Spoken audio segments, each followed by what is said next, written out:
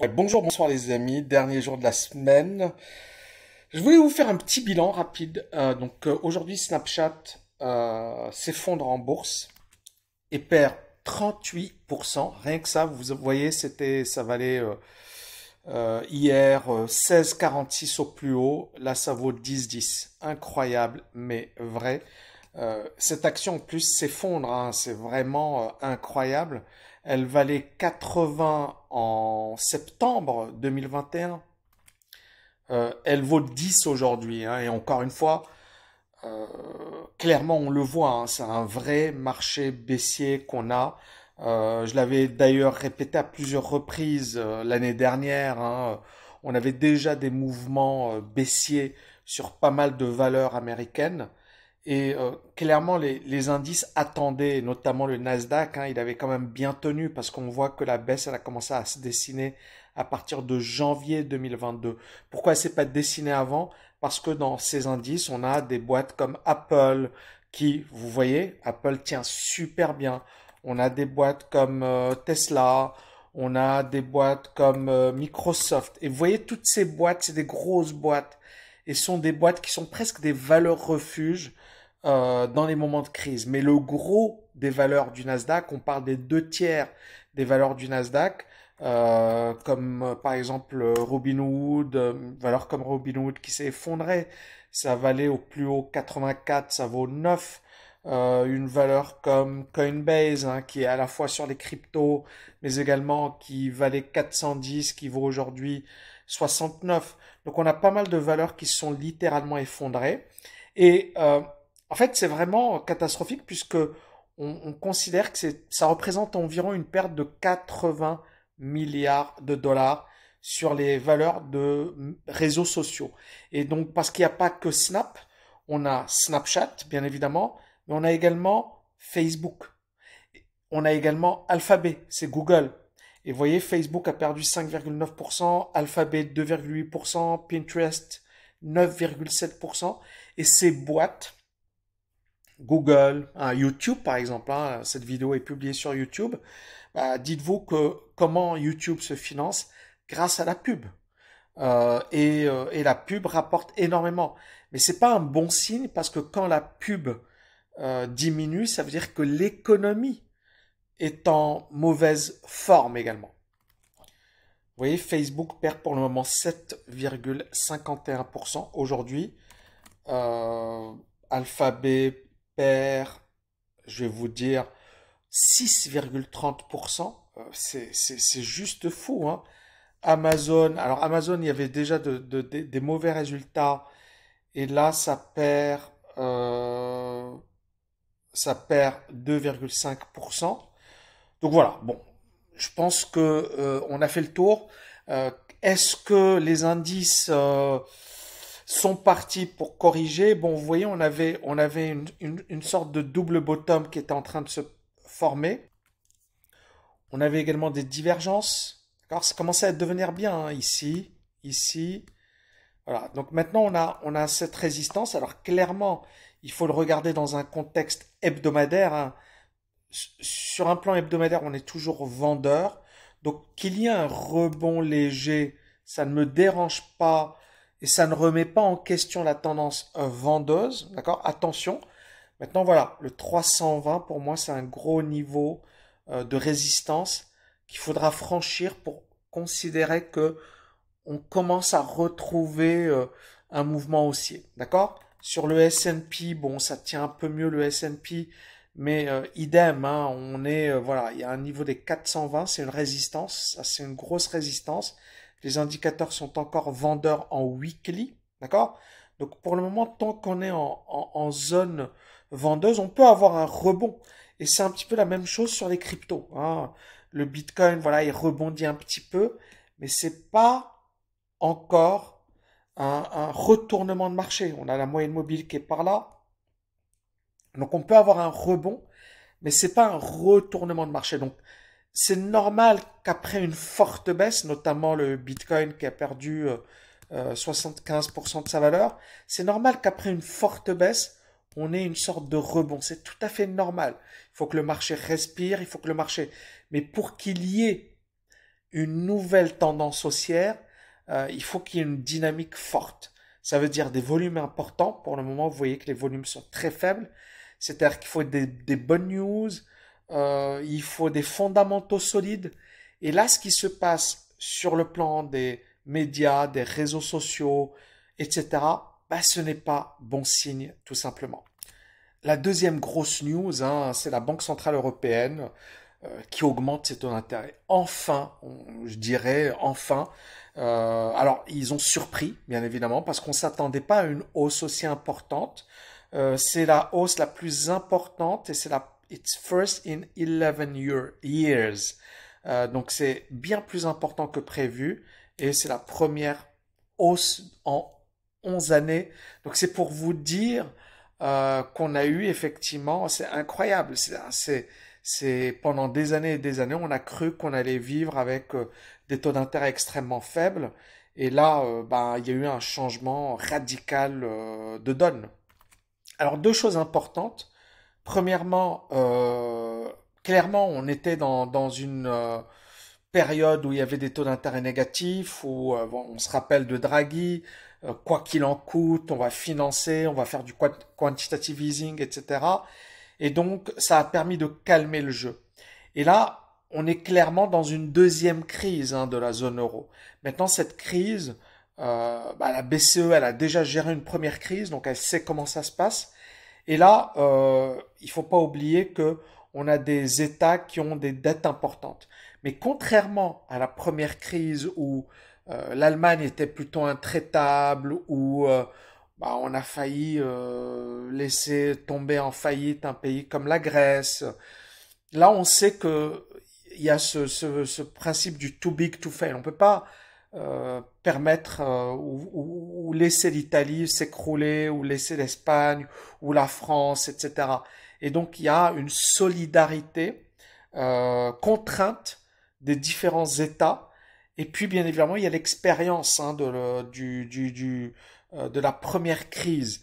Maintenant encore une fois l'Europe aujourd'hui elle est face à un moment très compliqué. Je vois beaucoup de gens paniquer, beaucoup de gens dire c'est la fin. Bon, je vais pas vous dire que c'est génial ou que c'est extraordinaire, etc. Mais rappelez-vous, c'est la même chose. On avait les mêmes discours en 2013 et il y avait beaucoup de gens qui disaient c'est fini, c'est je pense, dans ces conditions et dans ces situations, ne pas paniquer, comprendre qu'on est en train de passer un moment difficile, comprendre que c'est une crise, comprendre que il y aura de la casse, mais comprendre également que les crises, ben, elles sont surmontées généralement. On a eu la crise des subprimes, il faut pas l'oublier les amis, il faut pas le truc, hein, j'adore les gars sur YouTube.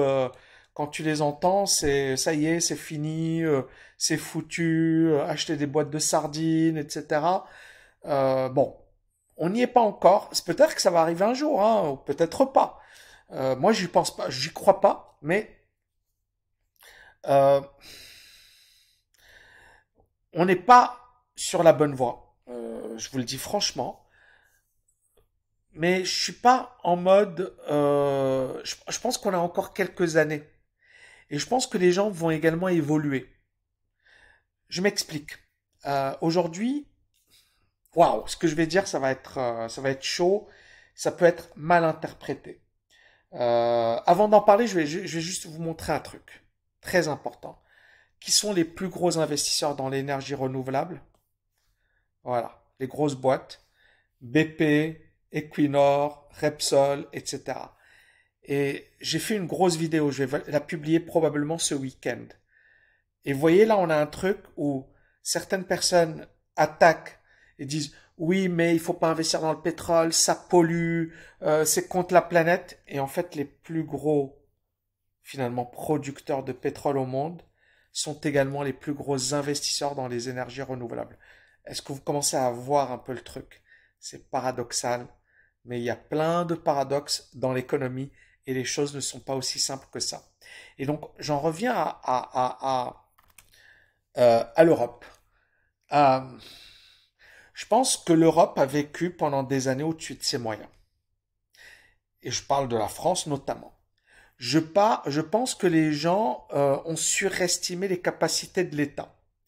Et moi, j'aime beaucoup, il y a un bouquin de François Villeroy de Galhau, qui était l'ancien président de la Banque centrale, Banque de France, hein, c'est un grand, c'est un ancien de la BNP, un énarque brillant, et il a écrit un bouquin qui est juste magnifique avec un autre collègue un ancien collègue de la BNP. Je vous donnerai le nom, mais je pense que c'est 13 leçons de politique économique. Je ne sais pas si le bouquin existe encore, mais il est juste magnifique. Et dans ce bouquin, déjà, il parlait de l'impuissance de l'État. D'accord? Et du fait que les États ne peuvent pas tout. Et je pense qu'aujourd'hui, beaucoup de gens pensent que les États sont capables de tout faire, ce qui est impossible. D'accord? Et en fait, c'est les ressources privées, c'est le secteur privé qui fait avancer les choses et qui doit faire avancer les choses. L'État doit rester dans son rôle de, voilà, régalien, police, justice, éducation, infrastructure, mais ne peut pas se substituer au secteur privé. Et beaucoup de gens, encore une fois, n'ont pas encore réalisé le monde dans lequel on vit, le monde qui évolue, les changements qui sont en train d'opérer au niveau mondial, et pensent encore que la France ou l'Europe, c'est la période de forte croissance, la période de chômage faible, la période de faible concurrence, la période... Et en fait, durant les 20-30 dernières années, beaucoup de choses se sont déroulées, hein, notamment l'émergence de la Chine. Tout le monde se moquait de la Chine, tout le monde sous-estimait la Chine, et la Chine est aujourd'hui devenue une puissance économique. Et je m'en souviens comme si c'était hier. En 2000, on se foutait de la Chine, on se foutait de la gueule de la Chine. On sous-estimait la Chine. On sous-estimait l'Inde. Même aujourd'hui, je vais lire des messages débiles de gens qui disent ouais, mais l'Inde ne va jamais se développer, etc. Ouais, ouais, ouais, ouais, ouais. Regardez la Silicon Valley, les gros PDG, c'est des Indiens. L'Inde, c'est un fournisseur d'ingénieurs au niveau mondial, dans la recherche. C'est juste une machine de guerre. Et moi, je le dis parce que je suis à Dubaï, il y a plein d'Indiens, c'est des tueurs. Ils bossent dur, ils sont humbles, ils sont disciplinés, ils sont solidaires. Il y a une mafia indienne, j'ai pas envie de dire une mafia indienne, mais il y a une vraie voilà, communauté indienne. Et ils sont en Afrique également. Et il y a beaucoup de Chinois également en Afrique. Donc ces deux puissances sont en train de prendre le dessus. Et donc beaucoup de gens ont vécu, et notamment l'Europe, hein, a cru que voilà, elle avait un statut, elle avait, comment dirais-je, une chasse gardée, elle avait une certaine puissance, etc. Et beaucoup de gens pensaient que ça allait durer éternellement. Et aujourd'hui, on s'aperçoit que non. Et d'autres pays, d'autres puissances commencent à émerger et commencent à s'imposer. Et donc, en fait, l'Europe va évoluer si les gens évoluent. C'est pas Macron, c'est pas. Et l'autre point, moi, qui m'énerve, c'est à chaque fois on tape sur les dirigeants politiques, comme si les dirigeants politiques étaient à l'origine de tous les problèmes. Et et je le dis encore une fois, c'est très, très complexe. Mais les gens ont une part de responsabilité également. Il n'y a pas que les dirigeants politiques. Et moi, je le sais parce que j'ai habité en France pendant pas mal de temps. Et quand j'ai quitté, c'est parce que, entre autres, je sentais que ça n'allait pas dans le bon sens. Et je me rappelle encore une fois, comme si c'était hier, j'étais prof. Dominique de Villepin, il veut faire passer une loi qui était une bonne loi à mon sens, qui était de diminuer le taux de chômage des jeunes, le contrat première embauche. La France est immobilisée, les jeunes ne vont plus à l'école. Moi j'étais prof, j'avais personne dans ma classe, et je me disais, c'est quoi ce bordel? C'est quoi ce truc? Mais c'était un truc de fou. Et les gens, encore une fois, et tu avais des jeunes qui disaient, à l'époque, je m'en souviens, oui, mais c'est injuste, moi, si je veux avoir un CDI, alors que la France était l'un des pays où le taux de chômage était le plus élevé, des jeunes. Et on avait en face la Grande-Bretagne. Et c'est deux modèles différents. La Grande-Bretagne, où il y a clairement plus de flexibilité, clairement moins de droits, mais clairement un taux de chômage des jeunes beaucoup plus faible. D'ailleurs, la Grande-Bretagne aujourd'hui, le taux de chômage est de 3,5%. Pourquoi? Parce que c'est flexibilité à gogo. Alors oui, c'est pas top, c'est pas génial, etc. Mais qu'est-ce qu'on veut? On veut du chômage et on veut finalement un système où bah, des gens, on va leur donner un RSA, on va leur donner du chômage, etc. Et ils sont pas sur le marché du travail. On veut un chômage faible avec les avantages que ça procure parce que les gens sont dans sont en action. Et ça, pour moi, bah, je le sais parce que moi, encore une fois, j'ai été étudiant. Et je me souviens que quand j'envoyais des CV en France, je recevais zéro réponse. Quand j'envoyais des CV à Londres, j'avais JP Morgan qui me répondait, j'avais toutes les banques qui me répondaient. Et je me disais, bizarre, en France, personne ne répond. Et à Londres, ils me répondent. Chercher l'erreur, quoi. Chercher l'erreur. Et l'erreur, c'est que le marché du travail, il est cloisonné. Il y a voilà, il y a une vraie, comment dirais-je, un vrai blocage. C'est réservé à certaines élites, certaines grandes écoles, certains, et fils à papa, hein, il faut le dire. Et Londres, on a un marché du travail beaucoup plus dynamique. Beaucoup plus dynamique, ça veut dire quoi? Ça veut dire que on peut te recruter aujourd'hui, on peut te virer demain, mais c'est pas grave, parce que tu as ta chance. On t'offre ta chance. Et ça, moi, je l'ai vécu. J'ai vécu les deux marchés du travail. Pour moi, il n'y a pas photo. Londres était 10 000 fois mieux que Paris. Il n'y a pas photo. Et ce que je comprends pas, c'est que les gens, ils disent, voilà, on a un système qui est parfait, etc. Blablabla. Non, non, non, il n'est pas parfait. Et il faut vraiment, il y a plein de choses à faire. Mais les gens ne le réalisent pas parce qu'ils vivent dans leur truc et ils pensent que c'est comme ça ailleurs. Non, et il faut aller ailleurs pour le découvrir. Il faut aller aux États-Unis, il faut aller à Hong Kong, il faut aller à Dubaï, il faut aller à Singapour pour voir que le monde il a complètement changé et que si on ne s'adapte pas au nouveau monde, on est foutu. Et donc moi je pense, et l'Allemagne s'est adaptée, même si aujourd'hui elle est en difficulté, l'Allemagne elle est beaucoup plus flexible que la France par exemple. Donc l'Allemagne s'est adaptée, elle s'est adaptée au nouveau monde. Donc clairement, l'Europe pour moi a un potentiel, mais il faut un changement radical de mentalité, sur un plan économique, parce qu'il y a un complet, je sais pas moi, mais sur le plan de l'éducation financière, c'est catastrophique. Catastrophique. Moi, je me souviens récemment, il y avait un mec comme moi, par exemple, aux États-Unis, c'est une star, d'accord? En France, il y a eu un article bon, je vais pas donner le journal, mais genre, il m'explosait les mecs. Et j'étais là à me dire, waouh! Et bah, tant que les mentalités n'évoluent pas, je vais vous dire un truc, les choses ne vont pas évoluer. Donc moi, mon diagnostic, il est très simple. Il faut changer les mentalités. C'est pas une question de dirigeants. C'est pas une question de monnaie. On parle beaucoup de l'euro, comme si c'est... Non, non, non, non, non, non, non, non. Et c'est ça le truc, c'est qu'on a fait l'erreur de penser que c'est l'euro qui pose... Non, non, non. C'est pas ça. C'est les gens. C'est est-ce que les gens sont capables de s'adapter rapidement Parce que la monnaie, pourquoi l'Allemagne, hein? Alors il y a beaucoup de gens qui disent oui, mais les Italiens, ils sont cool, ils veulent pas travailler comme les Allemands. C'est du bullshit ça. Les Italiens, les Italiens, ils ont fait Ferrari, ils sont super brillants les Italiens. Il faut arrêter de dire des conneries. Ils sont peut-être meilleurs que les Allemands. Ça n'a rien à voir. C'est pour moi le système économique. C'est pas la monnaie. La monnaie, c'est un élément, mais c'est pas que ça. C'est pas que ça.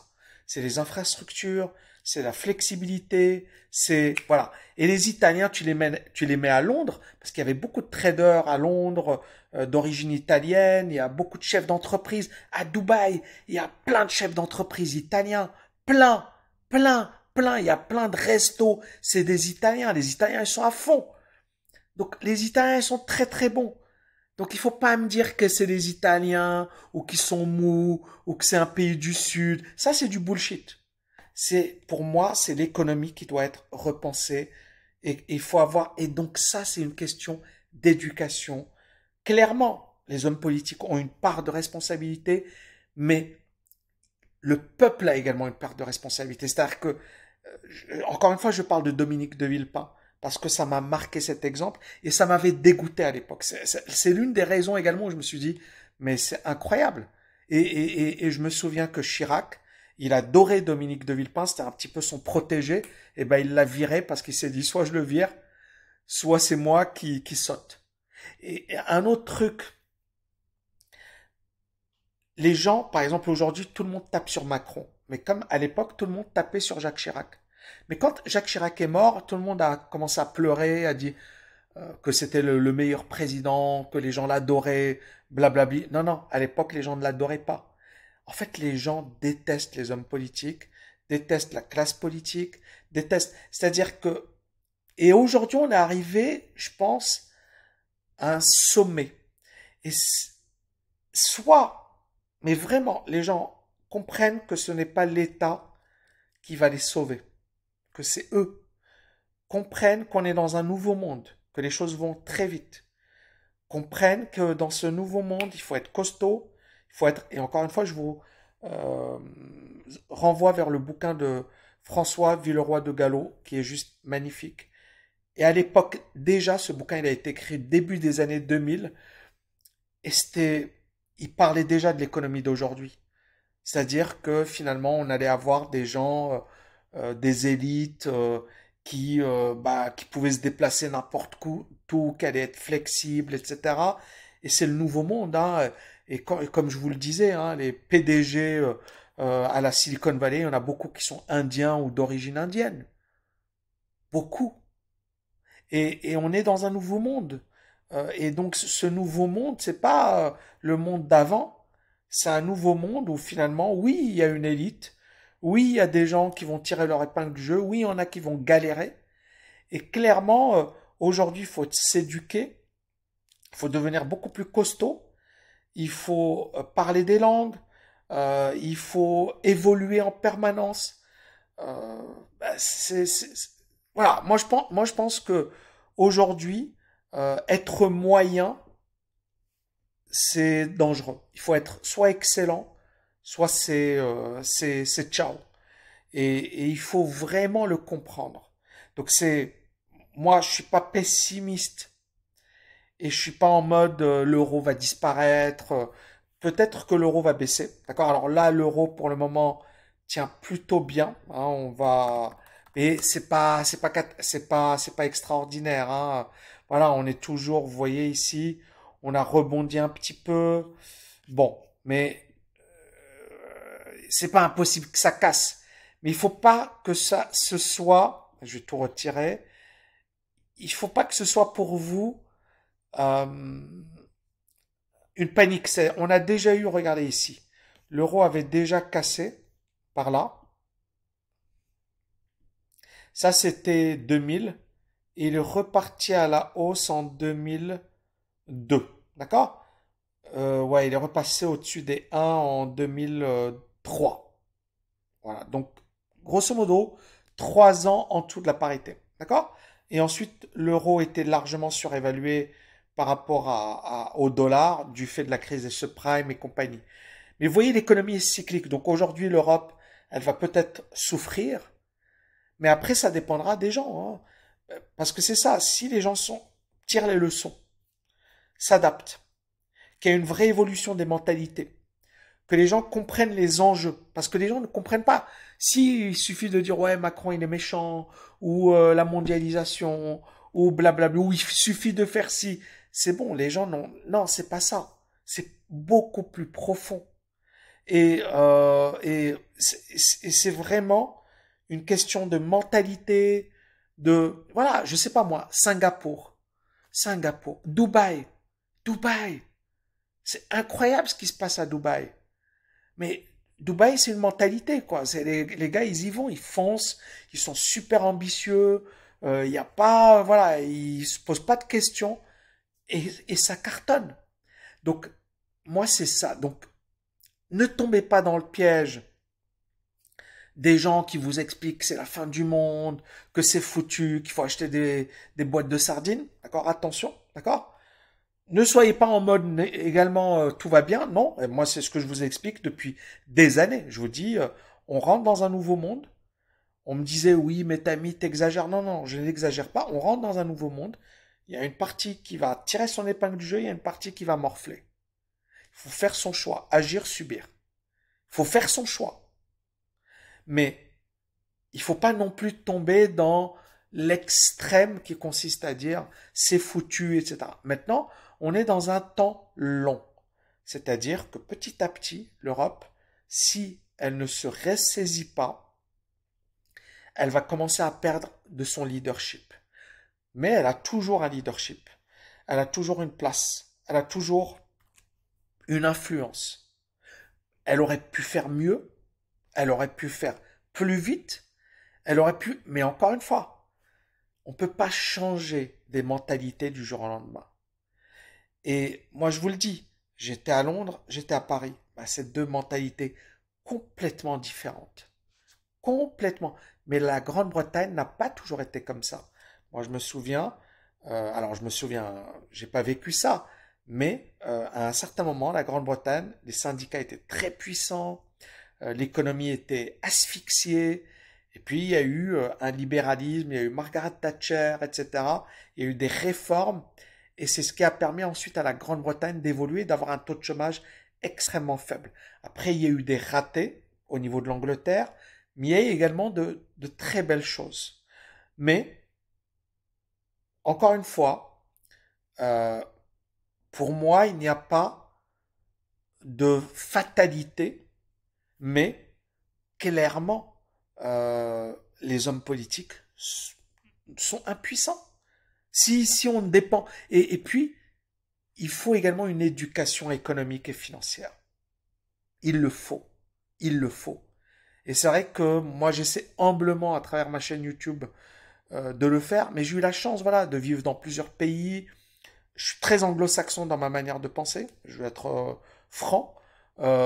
J'apprécie voilà, moi j'aime bien Dubaï parce que c'est libéral, parce que c'est un système où, voilà, il faut être bon, il faut s'adapter, il y a plein de boîtes à Dubaï qui ouvrent et qui ferment parce que c'est impitoyable, hein. Ici, à Dubaï, si vous n'êtes pas bon, c'est ciao. Mais c'est une bonne leçon, c'est-à-dire que moi, à chaque fois que je vois ça, je vois par exemple, je voyais d'ailleurs, par exemple, voilà, j'avais dans l'endroit où j'habitais avant, il y avait des restos italiens. Il y avait un resto italien, c'était un ancien trader d'ailleurs, et il a ouvert son resto. Et puis il me disait, voilà, c'est dur, etc. Et quelques mois après, il avait disparu. Et il y avait un autre resto, c'était également un ancien trader. Et c'était, voilà, il bossait dans une grosse boîte. Et puis il avait obtenu un. Et puis également, il a duré quelques mois. Et ensuite, et en fait, ce que j'ai envie de vous dire, c'est ça le monde du business. C'est ça le monde des affaires. C'est pas beaucoup de gens vont vous dire non, non, non, non. Le monde du business c'est un monde impitoyable. Mais en même temps, euh, c'est comme ça qu'on a des réussites. Si tout le monde pouvait réussir, ça se saurait. Mais quand vous voyez une réussite, il faut pas oublier qu'il y a 10 boîtes, 20 boîtes, 30 boîtes qui ont fait faillite. Et donc, ce système de l'échec, hein, récemment, j'écoutais, oui, je pense que c'est le PDG d'une grosse boîte, et il parlait de l'échec, de la notion d'échec en France, aux États-Unis. Et il disait en France, l'échec est très, très, très mal accepté. C'est-à-dire qu'on nous conditionne à ne pas vouloir échouer. Et donc, à tel point que les gens, bah, finalement, ils cèdent à la facilité. Aux États-Unis, quand les gens échouent, on leur dit super, c'est très bien, tu feras mieux après. Et c'est deux mentalités différentes. Mais il faut échouer pour progresser. Et moi, je le sais parce que j'ai échoué pas mal de fois. Et je vais probablement échouer à l'avenir. Mais ça fait partie. Donc, c'est vraiment, moi, je pense, une question de mindset.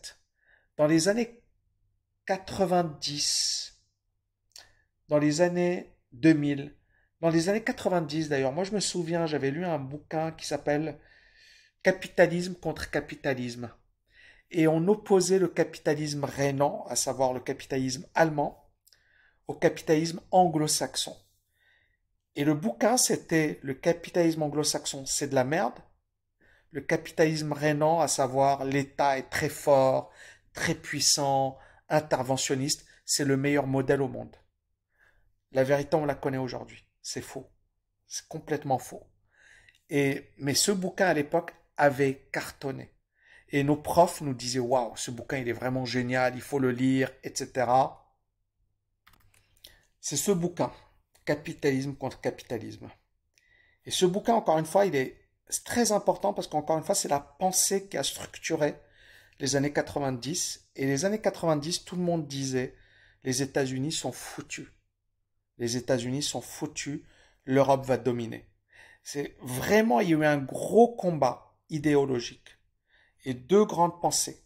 Et là, vous voyez, c'est très très très évident. Ce débat oppose deux modes de capitalisme, pas seulement en France et en Europe, mais aussi en Amérique et au Japon. Et demain, deux modèles de capitalisme. Le modèle néo-américain fondé sur la réussite individuelle, le profit financier à court terme et leur médiatisation. Alors vous voyez déjà, on voit le méchant américain. Et le deuxième modèle, le modèle rhénan qui se pratique en Allemagne, en Suisse, dans le Benelux, en Europe du Nord, mais aussi avec des variantes au Japon. Il valorise la réussite collective, le consensus, le souci de long terme. Alors il y a une vérité bien évidemment, et l'Allemagne est un bon exemple de capitalisme, rhénan, le second capitalisme. Le premier est plus séduisant, le second plus performant. On sait que c'est pas vrai aujourd'hui. D'accord? On sait qu'aujourd'hui, c'est l'Amérique qui a gagné. Alors, bien sûr, il y a la Chine, mais la Chine est encore plus capitaliste que l'Amérique, probablement. Euh, le premier, le second est plus performant. Entre ces deux logiques antagonistes d'un même capitalisme, la guerre a commencé implacable, mais secrète et même hypocrite. Tout notre avenir en dépend. Il a raison. L'éducation de nos enfants, l'assurance maladie de nos parents, l'aggravation des pauvretés dans les sociétés riches, les politiques d'immigration. Vous imaginez, ce bouquin a été écrit en 91, les amis. C'est juste fou. C'est juste fou. C'est juste fou. Parce que tout ce qui se passe aujourd'hui, voilà le résumé ici. Et on a deux capitalismes. Et clairement, aller à la Silicon Valley. Et à l'immigration, on a attiré les Indiens, on a attiré les cerveaux du monde entier. En Europe, il n'y a pas de Silicon Valley, il n'y a pas de Google, il n'y a pas d'Apple, il n'y a pas de Tesla. Elon Musk lui-même vient d'Afrique du Sud. Vous avez Jeff Bezos.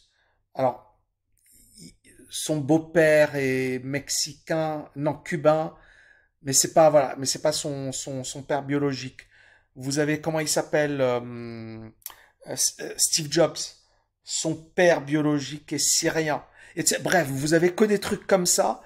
Et c'est les États-Unis, d'accord? C'est les États-Unis. Et vous avez même les meilleurs cerveaux français et européens qui sont les prix Nobel. Et ben ils sont aux États-Unis. Ils sont aux États-Unis. Et vous avez ce deuxième modèle, voilà, le long terme, qui est, c'est du pipeau parce que le capitalisme peut avoir également une conscience de long terme. Mais on voit ici également l'aggravation des pauvretés, et c'est vrai. Mais les deux modèles n'ont pas réussi, hein, que ce soit le capitalisme anglo-saxon ou le capitalisme rhénan, parce que la pauvreté, elle est également en France, elle est également en Allemagne, d'accord? L'éducation de nos enfants, vraiment. L'assurance maladie de nos parents, et on voit aujourd'hui que les États-Unis, ils ont pris le parti de...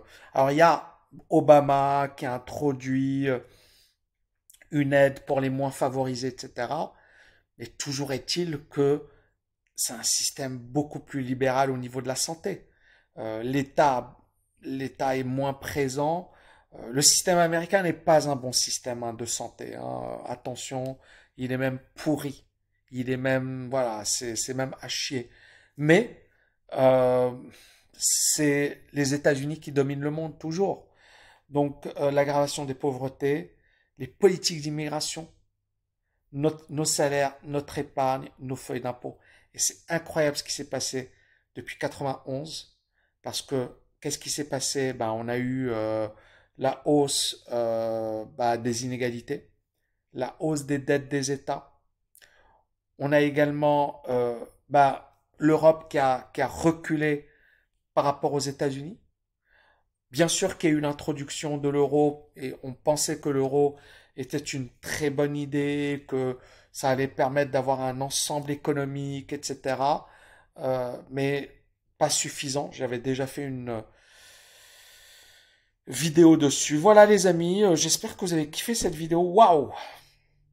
N'oubliez pas de la liker et de la partager. Je vous dis à bientôt. Ciao, ciao, ciao!